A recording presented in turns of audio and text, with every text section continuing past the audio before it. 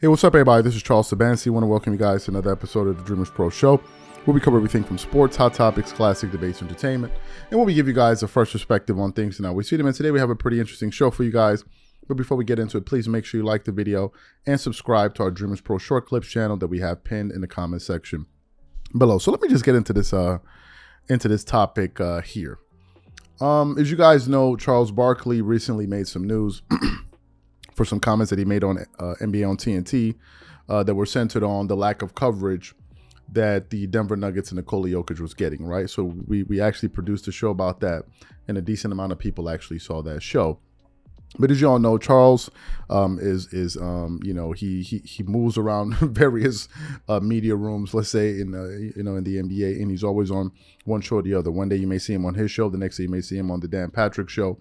And this morning I was doing some research and I came across an article here. I believe it was from FadeAwayWorld.net that was highlighting some comments that Charles Barkley made on NBA Sirius XM or Sirius XM. NBA, right?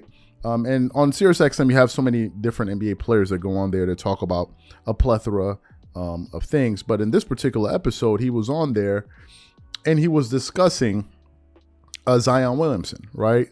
As you guys know, Zion Williamson came into the NBA with a lot of hype. He came into the NBA in the same draft class, funny enough, with John Morant.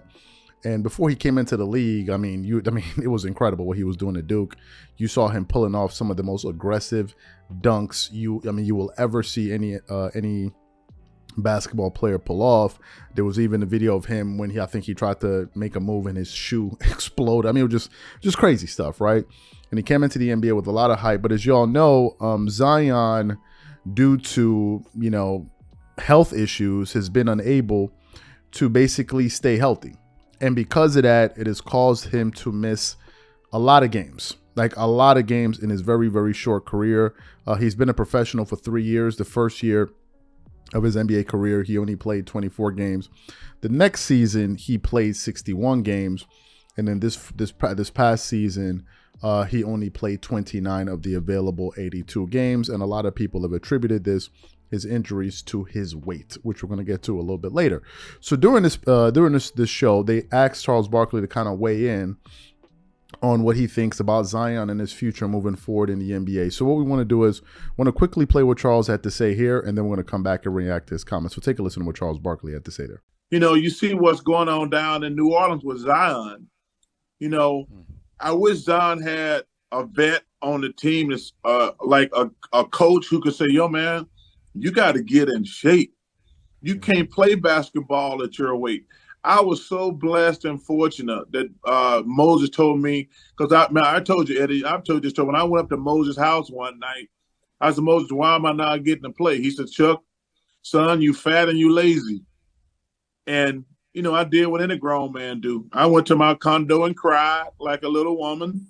And then the next thing I did, Moses said, hey, if you want to get in shape, I'll help you get in shape. And he helped me lose 50 pounds. And if it wasn't for Moses, and Eddie, you know this, we've seen, how many players have you seen eat their way out of the NBA? Yeah, tons. A lot of them. Yeah. This is my 40th year. I can name at least 10 guys. I'm not going to embarrass guys right now who ate their way out of the NBA. And I thank goodness I got Moses and Doc and those guys, but Moses was the most important person in my career to help me lose 50 pounds. And I wish Zion, because, when these guys are young, they're going to have so much power. Like Zion got so much power. Same thing with this fool down in Memphis, John Morant. The coach is afraid of them instead of telling them to grow up and get your crap together. Like, I wish I could sit down with Zion and say, yo, man, you got so much talent, but you're going to have to lose some weight and get in shape because unless you get in shape, you can't play basketball. Okay, so you heard what Charles had to say there. Now, I want to get a little deeper into this particular topic here. Zion has tremendous upside. If we just look at his talent, if we look at his playing style, in the season that he played, 61 games, think about it. A second-year player, sophomore, averaged 27 points per game on 61% shooting, 29.4 from the three, 70% from the free throw line, was getting you 7.2 rebounds, 3.4 assists, 2.7 turnovers, and 0.9 in steals and 0.6 in blocks in his second year in the NBA. That was when he was about 21 years old. I mean, freaky stuff, right? So Zion, when he did play, he was an incredible basketball player, and there's no two ways to slice it. But this morning, after listening to what Charles said, I actually checked online. I checked at NBA.com to just understand what Zion's height is and his weight. And Zion, when I checked on NBA.com, I saw that he is 6'6", but he weighs 284 pounds. Now, to put that number into context, Kawhi, who's my favorite player, he's 6'7", and he weighs 225. 225. And I was just listening to a conversation between DeMar DeRozan and Paul George. Shout out to Paul George on this podcast. They doing big things over there.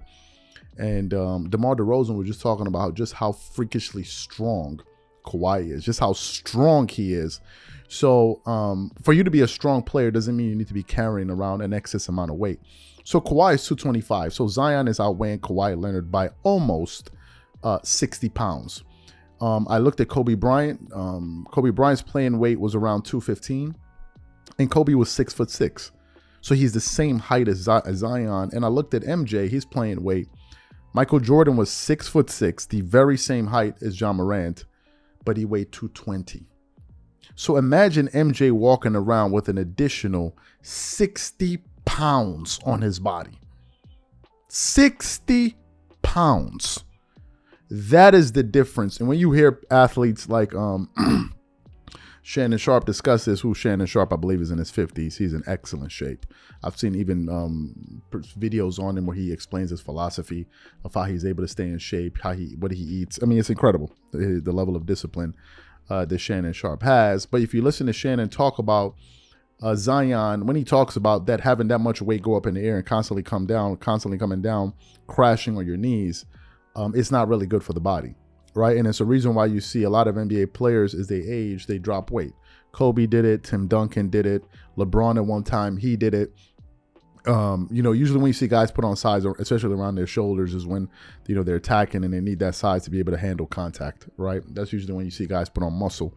But anyway, looking at Zion's weight, it's 60 pounds overweight. Now, I think it's important that I say this. Losing weight is not easy for some people. Like if you look at me, for example, and Marco, the co-founder, will tell you, I'm one of those people that, I don't know what they call them, this morph or that morph, whatever they call them. But I'm one of those people that can gain weight very easily.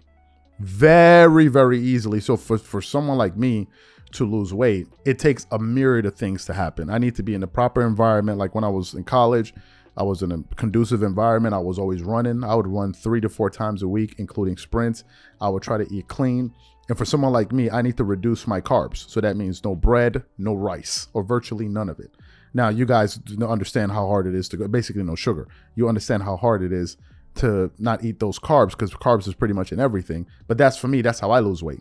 So you got to go through a lot for me to lose weight. And then you have some other people who, they don't eat all of that. I got cousins that are 6'6", 6'7", 6'8". This dude can eat 3 plates of rice and be skinny as a tree, skinny as a pole, right? And it looks like maybe Zion is in the category where he needs to do a lot to not only take weight off his body, but also to maintain it, to maintain that weight that he has. And probably that's the issue. I don't know Zion, but that's just something I'm assuming from afar.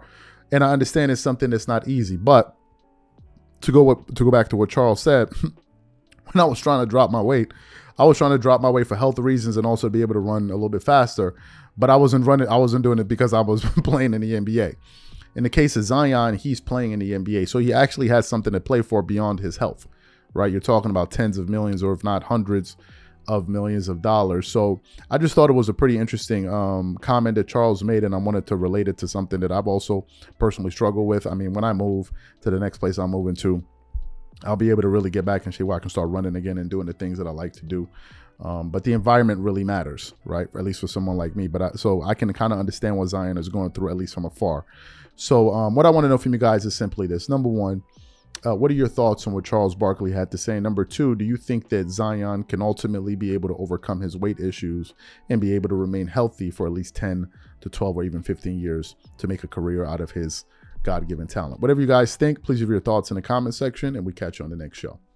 Peace.